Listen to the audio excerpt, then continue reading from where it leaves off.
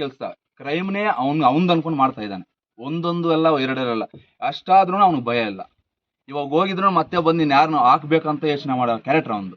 ಅವನು ಬರೋದು ಬೇಡ, ಅಲ್ಲೇ ಅವ್ನು ಗಲ್ ಶಿಕ್ಷೆ ಬೀಳ್ಬೇಕಣ್ಣ ಅಷ್ಟೇ. ಅದೊಂದು ಹೆಲ್ಪ್ ಮಾಡಿಕೊಡಿ. ఇంట్లో ఆడబిడ్డలా లేదు ఎవరి తంటకన్నా ఏమన్నా పోతా ఉందా? ದಾಖಲಿಸಬೇಕು ಪೊಲೀಸ್ ಇಲಾಖೆ. ಜೊತೆಗೆ ಸರ್ಕಾರದಿಂದ 1 ಕೋಟಿ ರೂಪಾಯಿಗಳನ್ನ ಈ ನೊಂದ ಕುಟುಂಬಕ್ಕೆ ನೀಡಬೇಕನ್ನೋದು ಅಂಬೇಡ್ಕರ್ ವೇದಿಕೆ ಕರ್ನಾಟಕ ಸಂಘಟನೆಯ ಒತ್ತಾಯ ಆಗಿದೆ.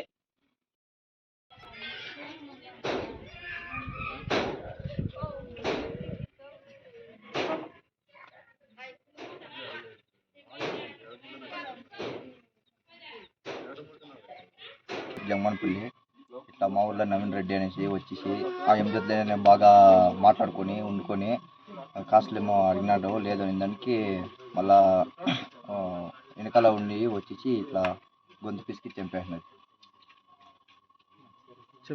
చంపేసి చెరుటు అవి టవల్ అవి అంతా ఎత్తుకపోయి బాయిల్ వేసి చేసినారు. మళ్ళీ ఏమీ తెలియదు అట్లా మా జతనే వచ్చి నైట్ అంతా వచ్చి బాడీని అంతా ఎత్తికినారు. ఊర్లోనే ఉన్నాడు. మాకు ఇట్లా నుంచి సొమ్ములంతా బొట్టు కమ్ములు అంతా పీక్కొని వెళ్ళిపోయినా. దొడ్డు కాస్ట్లో 25,000 పెట్టుకోండి మేస్త్రికి వెళ్ళిపోయేకి మేస్త్రికి అలా నుంచి ఎత్తుకొని వెళ్ళిపోయినా. వాళ్ళపైన ఎట్లా డౌట్ వచ్చింది? మాకు ఏం డౌట్ రాలేదు. పోలీసు వాళ్ళు ఇంకా పట్టుకోండేది. వాళ్ళు సొమ్ములో ఎత్తుకుపోయి బేసంలో అంగిల్లో పెట్టిన షెడ్ దగ్గర పెట్టిన దానికి వాళ్ళు ఎంక్వైరీ చేసి వాళ్ళు పట్టుకోండేది. ఇప్పుడు డిమాండ్ ఏమి? మా డిమాండ్ మాకు న్యాయం కావాలా. అందుకే జేబీ సంఘం ఇంట్లో మేము తెప్పిస్తాం. బేలు కానికుండా వాడి ఊర్లోకి రానికుండా ఊర్లో ప్రతి ఒక్క ఆడపిల్ల అమ్మాయి అందరూ ప్రతి ఒక్కరు లేడీస్ భయపడుతున్నారు బయట పోయేదానికోసం. ఆ భయం కాకుండా వాడు ఊర్లోకి రానికుండా ఉంటే చాలు. మెయిన్ ఇంపార్టెంట్ బయట ఊర్లో ఇంకా ఎవరు బయట లేడీస్ బయట సైడే పోతా ఉండలేదు. అదొకటి కంట్రోల్ అయితే మాకు అంతే సార్. బేలు ఇచ్చేదంతా ఒప్పుకొని వెళ్దు. మేము ఇకూడదు, వాడి ఊర్లోకి రాకూడదు. మాకు ఎడపు కాలినట్లు వాళ్ళకి ఎడపు ఎప్పుడు కాలేదు. మాకు ఇప్పుడు ఎంత బాధ అవుతుంది. ఆడబిడ్డలు ఉండేది మేము లేదు. ఇంట్లో ఒక దీపం పెట్టకుండా ఇంట్లో ఆడబిడ్డలా లేదు ఎవరి తంటకన్నా ఏమన్నా పోతా ఉందా? వానికంతా ఊర్లోకి రానికూడదు. మనకి బేల్ చిక్ని ఇచ్చేదానికి ఒప్పుకొని వెళ్దు. మేము కాయలే ఒకటే సంపాదించుకుంటాండి అంతాను. మా చేతిలో ఎక్కడ పనికి నా చేతిలో అయ్యదు. ఇప్పుడు పేషెంట్ ఉన్న టైంలో ఆయం మీద సంపాదించి గొర్రెలు మేపుకొని ఆయం జీవనం చేస్తా ఉన్నింది. అట్లా జీవనాన్ని నాశనం చేసేసా. దానికోసం ఏ కారణానికి ఊర్లోకి రానియకుండా వాడు బయట జైల్లో ఇంకా ఇప్పుడు రానియకూడదు. దానికోసం మనం శిక్ష పడినట్లా ఇది చేస్తా ఉన్నాం. ఇంకా ఇంకేం లేదు.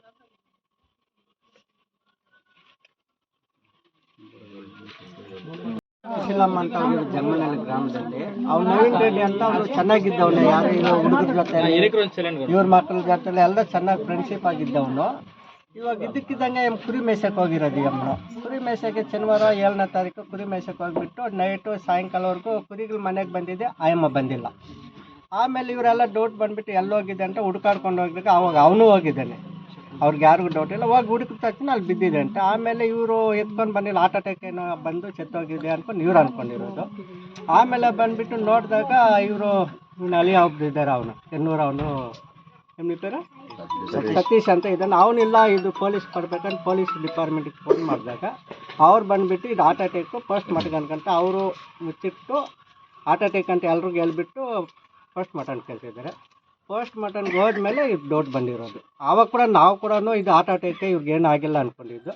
ಆಮೇಲೆ ಇವಾಗ ಇವರು ಬಂದುಬಿಟ್ಟು ಒಡವೆಗಳಿಲ್ಲ, ಮಾಂಗಲ್ಯ ಚೈನ್ ಇಲ್ಲ ಅಂದ್ಬಿಟ್ಟು ಇವ್ರು ಕುರಿಗಳು 7 ಕುರಿ ಮಾಯ ಆಗಿದೆ ಅಂತ ಹೇಳಿದ ಮೇಲೆ ಆಮೇಲೆ ಪೊಲೀಸ್ನವರು ಅವ್ರಿಗೆ ಕ್ರೈಮ್ ಪೊಲೀಸ್ನವರು ಇನ್ಕ್ವೈರಿ ಮಾಡಿ ಸೇಟ್ ಅಂಗಡಿ ಹತ್ರ ಹೋಗುವಾಗ ಅವಾಗ ಹೊಲಗಳು ತಾಲಿ ಎಲ್ಲ ಸಿಕ್ಕಿದೆ. ಅದು ಪರವಾಗಿ ಡೌಟ್ನಿಂದ ಇಟ್ಕೊಂಡು ಅವ್ರು ಸಸ್ಪೆಂಡಾಗಿ ಇಟ್ಕೊಂಡು ಅವನ್ನ ಅರೆಸ್ಟ್ ಮಾಡಿದ್ದಾರೆ. ಅರೆಸ್ಟ್ ಮಾಡಿ ಜೈಲು ಕಳಿಸಿದ್ದಾರೆ. ಇವಾಗ ಇವ್ರ ಮನೆಯವ್ರಿಗೆ ಏನಂತ ಹೇಳೋದು, ಇವರು ಮನೆಗಿದೆ, ಇವ್ರು ಬಡವರು, ನಾವು ಜಲ್ ಸಮುದಾಯದವರು ಬೈಜನದವರು. ಅದಕ್ಕೋಸ್ಕರ ಮನೆಗೆ ಏನೇನೋ ಅನುಕೂಲ ಮಾಡಿಬರ್ಬೇಕು. ಆ ಹುಡುಗನಿಗೆ ಯಾರೂ ಇಲ್ಲ. ಆ ಹುಡುಗನಿಗೆ ಏನೇನೋ ಒಂದು ಕೆಲಸ ಮಾಡಿಕೊಡ್ಬೇಕು. ಏನೇನೋ ಸರ್ಕಾರದಿಂದ ನಮ್ಗೆ ಅನುಕೂಲ ಮಾಡಬೇಕಂತ ನಮ್ಮ ಗ್ರಾಮಾಂತರದಿಂದ ಜಂಗಮಲ್ಲಿ ನಿಮ್ಮ ఛానల్ పరವಾಗಿ ನಾವು ಮನವಿ ಮಾಡ್ಕೊತಾ ಇದ್ದೀವಿ. 2 గంటల నుంచి పోయినా లేదు మనిషి అయిపోయిన భోజనానికి ఇంటికి పంపించేసి గొర్రెలతో పోయింది. అనకపోయి వాళ్ళు చేసి చంపేసి గొర్రెలు తోలుకపోతాను సార్. వెళ్ళిపోతా ఉంది పిల్లలు పోయింది. చెరువు ముందు వెళ్ళిపోయి ఏమో మామూలు కదా ఊళ్ళో మంచి పోయిండాడు. ఏమో అనేది ఏమారేసి వాడు ఏం చేసినాడు గొంతుకి వాళ్ళు సినిమాలు చీరాలు పొలిచి చంపారు. ఇట్లంతా చేస్తే మాకు భయం అవుతాం సార్. ఆడవాళ్ళు పోయేట్లే దిగులు మేము ఒంటికాళ్ళు వాడు మాత్రం ఊర్లోకి మాకు గొడ్డు చేసేకి భయము భయము. మేము ఎవరు దిక్కులేని వాళ్ళు మా ఇంట్లో మగోళ్ళే మేము వాడు దిగుతూ ఉండేది. అయిపోయా ఎవరు దిక్కులు చంపించేవాళ్ళు కూడా లేదు. అయిపోతలో పని చేసే కూడా లేదు. చాలా దీనిగా సాక్కొని ఉండే అయిపోయినాయి. ఇప్పుడు వాళ్ళకి దిక్కే లేదు. వాడు 8 దినాలను ఇంకా మనసులో పెట్టుకుని పని చేసినాడు. సమయం వాడు ఇట్లా ఓడనేది తెలియకుండా చేసినాడు. ఊర్లో ఇట్లా ఇట్లా పొని పెట్టి చేసినాడు అని ఎవరికి డౌట్ రాలే. సొమ్మలంగిలో సీసీ కెమెరాలో ఆన్ చేసినప్పుడే వాడు ఇట్లా ఓడని తెలిసిండేది. ఎప్పుడు వచ్చి ఇరుక్కుంటాను సార్. ఈ అన్న పని వాళ్ళు పాడికైనా ఏం పుట్టినా ఏం పుణ్యమో ఇల్లు పని చేసేదేమో అది రోజు చేసుకొని ఇప్పుడు వచ్చి వచ్చి వచ్చి వచ్చి ఆ అమ్మ నాకు మొత్తం చేసేవాడు. ನಮ್ಮ ದೊಡ್ಡಮ್ಮ ಅವರು ನಮ್ಮನ್ನು ಚಿಕ್ಕವಾಗಿಂದ ನಮ್ಮನ್ನ ಸಾಕಿದ್ದು ಅವರೇ. ಈ ಥರ ನನ್ನ ಮಗನು ನಮ್ಮನ್ನು ಸಾಯಿಸಿದ್ದೇನೆ. ಅವ್ನಿಗೇನಾಗಲಿ ಆಗಲಿ ಅದೆಷ್ಟನ್ನ ಆಗಲಿ ನಮಗೆ ಸಹಾಯ ಮಾಡೋಕ್ಕೆ ನಾನು ಬಂದಿದ್ದೇನೆ. ಅವನು ಮಾತ್ರ ಶಿಕ್ಷೆ ಇರಿಸಬೇಕು. ಒಂದು ಮಾತು ಫ್ಯಾಮಿಲಿ ರೆಸ್ಪಾನ್ಸ್ ಇಲ್ಲ ಅವ್ರಿಗೆ. ಪ್ರತಿಯೊಂದು ಕ್ರೈಮ್ ಮಾಡಿದ್ರು ಇದೆಯಲ್ಲ ಒಂದು 20 ಸತಿ ಹುಡುಗನ ಹೊಡಿಯೋದು, ಅಲ್ಲಿ ಅವ್ರ ಇದಕ್ಕೆ ಚಿನ್ನಗಳು ತಗೊಳೋದು, ಅವ್ರಿಗೇನ ಮಾಡಿದ್ರೆ ಅವ್ರ ಅಮ್ಮ ಅವ್ರ ಅಕ್ಕ. ಇವಾಗೂ ಇದು ಕ್ರೈಮ್ ಆಗಿದೆ ಅಂದ್ರೂ ಅವ್ರಿಗೇನು ಏನದು ವಿಷಯನ ಅಂತ ಅನ್ಕೊಡ್ತಾ ಇಲ್ಲ. ಅವ್ನು ಮತ್ತೆ ಬೇಲ್ ಮೇಲೆ ತಂದು ಬರ್ತಾರೆ. ಇನ್ನೊಂದು ಹೆಣ್ಮಗುನ ಯಾವನೋ ಟಾರ್ಗೆಟ್ ಮಾಡ್ತಾನೆ. ಅವನ ಆ ಮೈಂಡ್ ಸೆಟ್ಟು ನಮ್ಮ ಕಡೆ ನಮ್ಮ ಜಂಗಮನೆ ಗ್ರಾಮದಿಂದ ಹುಡುಗರ್ನಿಂದ ಎಲ್ಲ ಸೇರಿ ನಾವೇನಿದೆ ಅಂದರೆ ಅವ್ನಿಗೆ ಬೇಲ್ ಬರಬಾರ್ದು. ಅವ್ರ ಫ್ಯಾಮ್ಲಿ ಇಷ್ಟಾಗಿದೆ ಅಲ್ಲ, ಏನಾಗಿದೆ ನಮ್ಮ ಮಗನಿಂದ ಅಂತ ಒಬ್ಬರು ರೆಸ್ಪೆಂಡ್ ಮಾಡ್ತಾ ಇಲ್ಲ. ಅವ್ರ ಮಾವರೆಲ್ಲ ಇದ್ದಾರೆ, ಬಟ್ ಅವ್ರಿಗೆ ಯಾರು ಗೊತ್ತಿಲ್ಲ ಪಾಪ ಇಂತ. ಬಟ್ ಅವರು ರೆಸ್ಪೆಂಡ್ ಮಾಡ್ತಾ ಇಲ್ಲ. ಅವ್ರಿಗೆಲ್ಲ ಏನಂದ್ರೆ ಆಗಿದೆ ಅವ್ರಿಗೆ ಬೇಲ್ ಬರಬಾರ್ದು, ಅವ್ನು ಹೋಗಿ ಅವ್ನು ಕರ್ಕೊಬಾರ್ಬಾರ್ದು.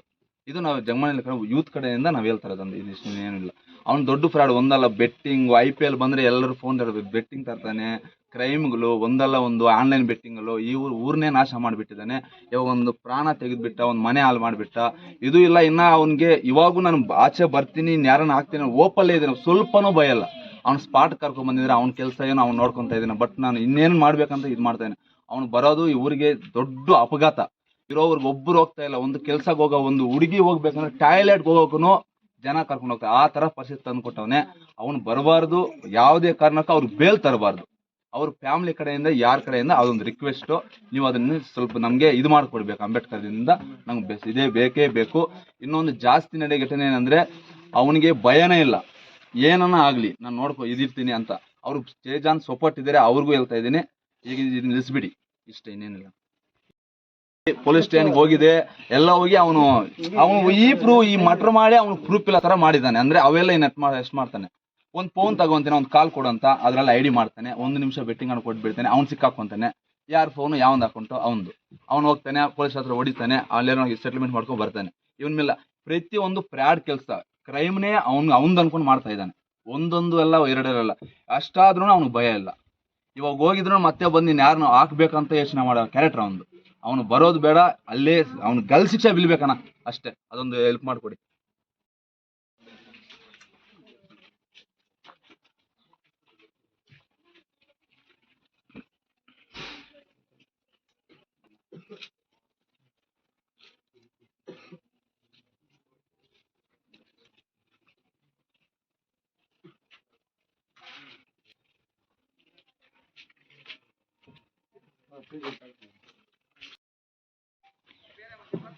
ಎಲ್ರಿಗೂ ಜೈ ಭೀಮ್. ಏನಿವತ್ತು ಇಡೀ ದೇಶನೇ ತಲೆ ತೆಗೆಸುವಂಥ ಘಟನೆ KGF ತಾಲೂಕಿನ ಕ್ಯಾಸಂಬಳ್ಳಿ ಹೋಬಳಿಯ ಜಂಗಮನಹಳ್ಳಿಯಲ್ಲಿ ನಡೆದಿದೆ. ಜಂಗಮನಹಳ್ಳಿಯಲ್ಲಿ ದಲಿತ ಸಮುದಾಯಕ್ಕೆ ಸೇರಿರುವಂಥ ಸುಶೀಲಮ್ಮನವರನ್ನು ಇದೇ ಗ್ರಾಮದ ರೆಡ್ಡಿ ಸಮುದಾಯದ ನವೀನ್ ರೆಡ್ಡಿ ಎಂಬುವರು 7ನೇ ತಾರೀಕು, ಇದೇ ತಿಂಗಳು 7ನೇ ತಾರೀಕು ಕೊಲೆ ಮಾಡಿರ್ತಾರೆ. ಆ ಘಟನೆ ಕೂಡ ಇವಾಗ ಪೊಲೀಸ್ ಠಾಣೆಯಲ್ಲಿ ತನಿಖಾ ಹಂತದಲ್ಲೈತೆ. ನಮ್ಮ ಬೇಡಿಕೆಗಳೇನೆಂದರೆ ಆ ನವೀನ್ ರೆಡ್ಡಿ ಮೇಲೆ ಕೂಡಲೇ ಅಟ್ರಾಸಿಟಿ ಪ್ರಕರಣವನ್ನು ದಾಖಲಿಸಬೇಕು ಪೊಲೀಸ್ ಇಲಾಖೆ. ಜೊತೆಗೆ ಸರ್ಕಾರದಿಂದ 1 ಕೋಟಿ ರೂಪಾಯಿಗಳನ್ನು ಈ ನೊಂದ ಕುಟುಂಬಕ್ಕೆ ನೀಡಬೇಕನ್ನೋದು ಅಂಬೇಡ್ಕರ್ ವೇದಿಕೆ ಕರ್ನಾಟಕ ಸಂಘಟನೆಯ ಒತ್ತಾಯ ಆಗಿದೆ. ದೇಶದಲ್ಲಿ ಒಂದಲ್ಲ ಒಂದು ರೀತಿಯಾಗಿ ದಲಿತರ ಮೇಲೆ, ದಲಿತರ ಹೆಣ್ಣು ಮಕ್ಕಳ ಮೇಲೆ, ದಲಿತರ ಮೇಲೆ ಪದೇ ಪದೇ ದೌರ್ಜನ್ಯಗಳಾಗಿರ್ಬೋದು, ದಲಿತ ಹೆಣ್ಣು ಮಕ್ಕಳ ಮೇಲೆ ಅತ್ಯಾಚಾರಗಳಾಗಿರ್ಬೋದು, ಮತ್ತೆ ದಲಿತರನ್ನ ಈ ರೀತಿ ಕೊಲೆ ಮಾಡಿರೋದಾಗಿರ್ಬೋದು, ಎಲ್ಲೋ ಒಂದು ಕಡೆ ಸರ್ಕಾರಗಳು ಕೂಡ ಸರಿಯಾದ ರೀತಿಯಲ್ಲಿ ಕಾನೂನು ರೂಪಿಸುವಲ್ಲಿ ವಿಫಲರಾಗಿದ್ದಾರೆ. ಇವತ್ತು ಈ ಕುಟುಂಬಕ್ಕೆ ಯಾರು ಒಂದು ನ್ಯಾಯ ಕೊಡುವುದು, ಅದು ಸರ್ಕಾರಗಳು ಅರ್ಥ ಮಾಡ್ಕೋಬೇಕಾಗಿದೆ. ಜೊತೆಗೆ ಪೊಲೀಸ್ ಇಲಾಖೆ ಮೇಲೆ ತುಂಬಾ ಗೌರವ ಇದೆ. ಇಲ್ಲಿ ಕೆಜಿಎಫ್ ಅಲ್ಲಿರುವಂತಹ SP ಸಾಹೇಬ್ರ ಮೇಲೆ ಕೂಡ ತುಂಬಾ ಗೌರವ ಐತೆ. ಈ ಕುಟುಂಬಕ್ಕೆ ನ್ಯಾಯ ಕೊಡಿಸ್ಬೇಕು. ಜೊತೆಗೆ ಆ ನವೀನ್ ರೆಡ್ಡಿ ಮೇಲೆ ಕೂಡಲೇ ಅಟ್ರಾಸಿಟಿ ಪ್ರಕರಣ ದಾಖಲು ಮಾಡ್ಬೇಕನ್ನೋದೇ ನಮ್ಮ ಒಂದು ಒತ್ತಾಯ ಆಗಿದೆ. ಈ ಕುಟುಂಬಕ್ಕೆ ಯಾರೂ ಇಲ್ಲ. ಈಗ ಇರುವಂತಹ ಒಂದು ಹೆಣ್ಣು ಸುಶೀಲಮ್ಮ, ಆ ತಾಯಿನ ಅವ್ನು ಕೊಲೆ ಮಾಡ್ತಾರಂದ್ರೆ ಅವ್ನಿಗೇನಾದ್ರೂ ಮಾನ ಮರ್ಯಾದೆ ಐತಾ? ಏನಂತ ತಪ್ಪೇನ್ ಮಾಡಿದ್ದಾರೆ ಸುಶೀಲಮ್ಮರವರು? ಯಾಕೆ ಕೊಲೆ ಮಟ್ಟ ಹೋಗೋದಕ್ಕೆ ತಾವು ಅಷ್ಟರ ಮಟ್ಟಿಗೆ ಇಳಿದಿದ್ರ ಅಂದ್ರೆ ತಮ್ಗೇನಾದ್ರೂ ದುಡ್ಡು ಕೊಟ್ಟಿಲ್ಲ ಅಂತ ಹೇಳ್ಬಿಟ್ಟು ಈ ತರ ಮಾಡ್ತೀರ ತಾವು? ಏನಾದ್ರೂ ಬೇರೆ ಜನಾಂಗದ ಏನಾದ್ರು ದೌರ್ಜನ್ಯಗಳು ಮಾಡ್ತಾ ಇದ್ದಾರಾ? ಒಂದು ಬೋವಿ ಸಮುದಾಯಕ್ಕೆ ಸೇರುವಂತ ಸುಶೀಲಮ್ಮನವರನ್ನ ಏನೋ ಕೊಲೆ ಮಾಡಿದ್ದಾರೆ. ದಯವಿಟ್ಟು ಸರ್ಕಾರಗಳು ಕೂಡಲೇ ಅವರಿಗೆ ನ್ಯಾಯ ಕೊಡಬೇಕು. ಆ ಕುಟುಂಬಕ್ಕೆ ಸಮಾಜ ಕಲ್ಯಾಣ ಇಲಾಖೆಯಿಂದ ಏನು 1 ಕೋಟಿ ರೂಪಾಯಿಗಳನ್ನ ಇದು ಪರಿಹಾರ ಆಗಿ ನೀಡ್ಬೇಕಂತ ಹೇಳ್ಬಿಟ್ಟು ಅಂಬೇಡ್ಕರ್ ವೇದಿಕೆ ಕರ್ನಾಟಕ ಸಂಘಟನೆಯ ಕಾರ್ಯಕರ್ತರು ಸಹ ಈ ಕುಟುಂಬಕ್ಕೆ ಸಾಂತ್ವನ ಹೇಳ್ಬೇಕಂತ ಹೇಳ್ಬಿಟ್ಟು ಗ್ರಾಮಕ್ಕೂ ಸಹ ಬಂದಿದ್ದೀವಿ. ಈ ಕುಟುಂಬಸ್ಥರ ಜೊತೆಗೆ ನಮ್ಮೆಲ್ಲ ಕಾರ್ಯಕರ್ತರು ಸಹ ಜೊತೆಗೆ ನಿಲ್ಕೊಳ್ತೀವಿ. ಇವ್ರಿಗೆ ನ್ಯಾಯ ಕೊಡುವ ತನಕ ನಮ್ಮ ಹೋರಾಟ ಯಾವುದೇ ಕಾರಣಕ್ಕೂ ನಿಲ್ಲೋದಿಲ್ಲ. ಜೊತೆಗೆ ಈ ಸರ್ಕಾರಿ ಮಗನಿಗೆ ಒಂದು ಸರ್ಕಾರಿ ಕೆಲಸವನ್ನು ಕೊಡಬೇಕು. ಅವ್ರಿಗೆ ಧೈರ್ಯ ಹೇಳುವಂತ ಕೆಲಸ ನಮ್ಮ ಸಂಘಟನೆ ಇರುತ್ತೆ. ಯಾವುದೇ ಕಾರಣಕ್ಕೂ ಕಾನೂನನ್ನ ಬಿಡೋದಿಲ್ಲ. ಕಾನೂನು ಸರಿಯಾದ ರೀತಿಯಲ್ಲಿ ಬಾಬಾ ಸಾಹೇಬ್ ಅಂಬೇಡ್ಕರ್ ನಮ್ಗೆ ಕೊಟ್ಟಿದ್ದಾರೆ. ಯಾರೇ ದೇಶದಲ್ಲಿ ತಪ್ಪು ಮಾಡಿದ್ರು ಕೂಡ ಆ ನಿಟ್ಟಿನಲ್ಲಿ ಇಲ್ಲಿ ಒಂದು ಪೊಲೀಸ್ ಇಲಾಖೆ ಬಂದೋಬಸ್ತು ಈ ಕುಟುಂಬಕ್ಕೆ ಕೊಡಬೇಕು. ನ್ಯಾಯ ಕೊಡುವ ತನಕ ಅಂಬೇಡ್ಕರ್ ವೇದಿಕೆ ಕರ್ನಾಟಕ ಸಂಘಟನೆ ಹೋರಾಟ ನಿಲ್ಲೋದಿಲ್ಲ ಅಂತ ಹೇಳ್ತಾ ನನ್ನ ಮಾತು ಮುಗಿಸ್ತಾ ಇದ್ದೀನಿ. ಎಲ್ರಿಗೂ ಜೈ ಭೀಮ್.